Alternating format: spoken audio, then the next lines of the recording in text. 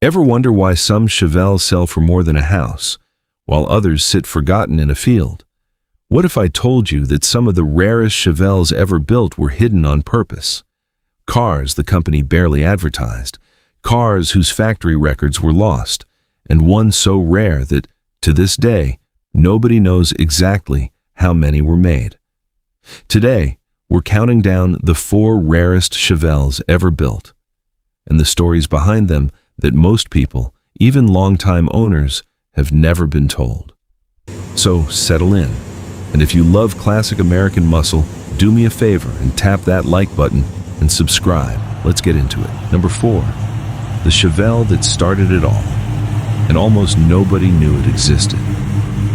Most folks think the muscle Chevelle began with the SS 396. It didn't.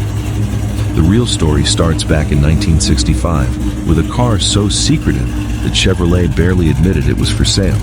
It was called the Z16, and it was the very first time Chevrolet ever dropped a big block into a Chevelle, a 396 cubic inch V8 rated at 375 horsepower, riding on a beefed-up frame and heavy-duty suspension. But here's where it gets strange. Chevrolet didn't want the world to know. There was no big advertising push, just a quiet word to a few hand-picked dealers who offered it only to the right customers.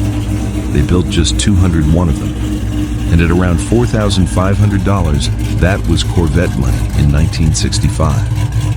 Now, 2 things make this car unforgettable. First, out of all 201, exactly 1 left the factory as a convertible. Just 1. And it didn't go to a regular buyer.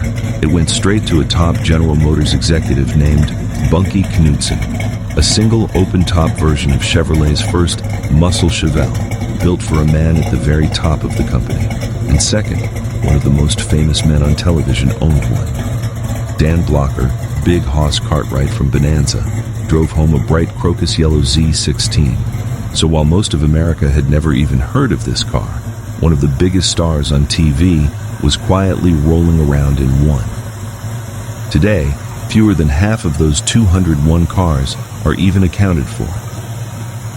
Number 3, the 427 Chevelle that wasn't supposed to exist. Jump ahead to 1969. The horsepower war was raging. But General Motors had a strict rule on the books: nothing bigger than 400 cubic inches in a mid-size car. The brass said it was about safety, about liability. So how on earth did Chevrolet build a Chevelle with a 427? Simple. They went around their own rule. There was a back door called the Central Office Production Order, COPO for short. On paper, it existed so fleet buyers could order special equipment for things like taxis and police cars. But a handful of sharp dealers figured out that the very same paperwork could be used to order something far wilder. Under order number 9562, Chevrolet quietly built 323 Chevelle, fitted with the L72 427 cubic inch big block, the same 425 horsepower engine you'd find in a Corvette. And here's the kicker. They didn't dress them up. No stripes, no SS badges, nothing. Just a plain, ordinary-looking Malibu coupe. That was the whole idea. Pull up next to one at a stoplight, and you'd have no clue what you were looking at, right up until the light turned green and it vanished. These sleepers ran the quarter mile in the low 13s. For 1969, that was devastating. Number 2, the man who turned a loophole into a legend. Out of those 323 COPO cars, one man took the whole thing to another level. His name was Don Yenko, a famous performance dealer up in Canonsburg, Pennsylvania. And he didn't just order a few. He claimed 99 of them for his own dealership. Then he went to work. Yenko added his own badges, his own striping, fine-tuned the engines, and sent them back out the door as something truly special. These weren't anonymous sleepers anymore. These were Yenko Chevelles, and everybody at the Strip knew exactly what that name meant. Here's the part that stuns people today. Those 99 cars are now among the most valuable muscle cars on the entire planet. Real documented examples change hands for hundreds of thousands of dollars, sometimes more. The badge of a single dealer, a man who simply refused to take no for an answer, turned an ordinary order number into automotive royalty. And that brings us to the one you've been waiting for. Number 1. The $1 million Chevelle. In 1970, General Motors finally lifted that 400 cubic inch ban, and Chevrolet, having waited long enough, let the leash all the way off. They bored the big block out to a full 454 cubic inches and built the legendary LS6.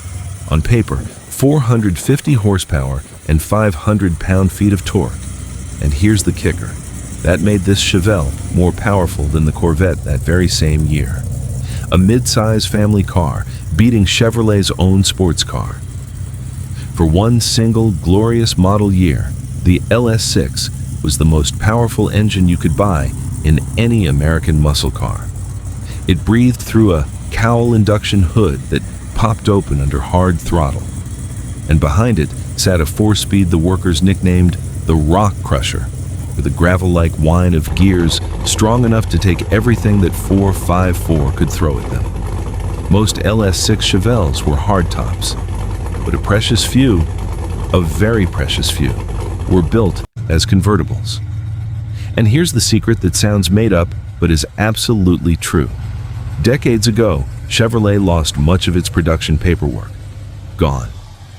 So to this day, nobody knows exactly how many LS6 convertibles were built.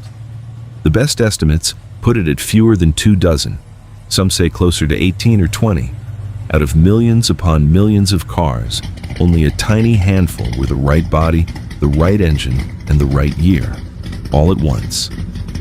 That rarity is why, when one of these convertibles crosses the auction block today, it can bring well over $1 million. One sold some years back for $1.24 million, a record at the time for any American muscle car.